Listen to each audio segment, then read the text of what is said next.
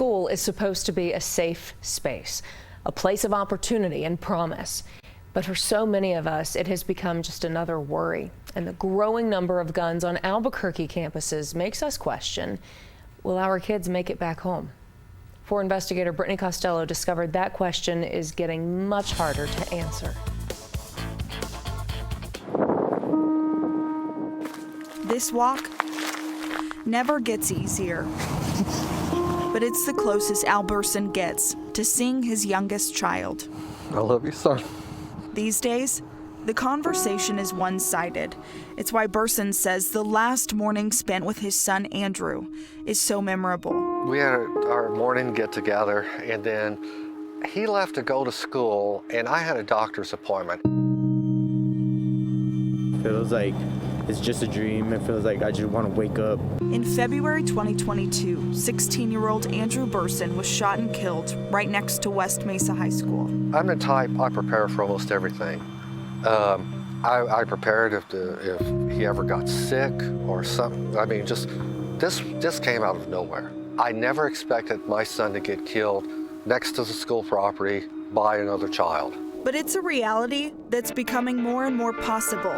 It's shelter in place. That's the suspect right there. Months before the West Mesa shooting, a 13-year-old was arrested for shooting and killing 13-year-old Benny Hargrove at Washington Middle School.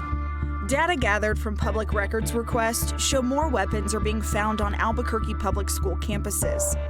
17 guns were found on campus last year, but the number could actually be higher. APS administration doesn't keep the same type of tally for fake weapons, things like toys, BB, or airsoft guns. And while having them is not a crime, the district attorney's office says if a child is using them to assault or threaten someone, they could absolutely face criminal charges. West Mesa tops the list with 6 weapons confiscated in the last 3 school years. That does not include the weapon used to kill Andrew Burson. It is something that keeps me up at night.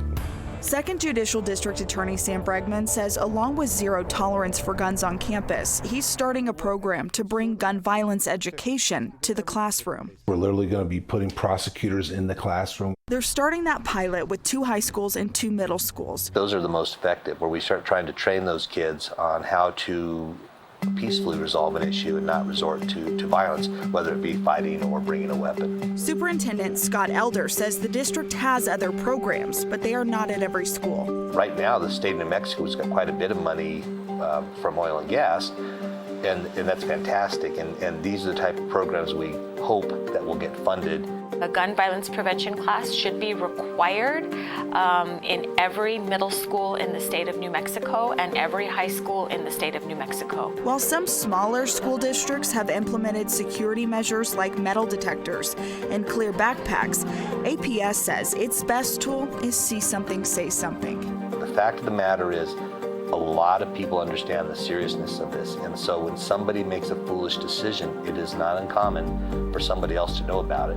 In dozens of police reports we combed through, that is the case. A weapon is reported, and APS police track it down. Through those reports, we found most weapons on campus were found in a student's backpack. Some students carried them, and others were found in cars. That's what happened last year, when See Something, Say Something didn't work in time to save Andrew Burson. He knew that there was a weapon in the car because it was being flashed, around. Witnesses told police 14-year-old Marco Trejo stole Burson's gun. When he went to get it back, Trejo started shooting. Lilia Trejo is Marco's grandma. This was a shocker. They don't have no guns, no money to purchase one, no way to get them. That was the furthest thing from my mind. Trejo, now 16, took a plea deal this year, guilty to murder in the 2nd degree. He'll stay locked up until he's 21. 5 years, a lot of people would say that that's not enough. Right. His plea ensured he would have the opportunity to start over, but this isn't what Trejo imagined for her grandson. A once-a-week visit and a future she knows is murky. I always thought that was something other families went through, not mine. Obviously they were doing wrong and they should have known. Well, That's not always the case. It can happen to any one of us. While she didn't see this coming, maybe someone did. There's a lot of our kids that are going through a lot at school, and when they come home, they don't share it. Does the school miss it? Probably. Do the teachers see it? Probably.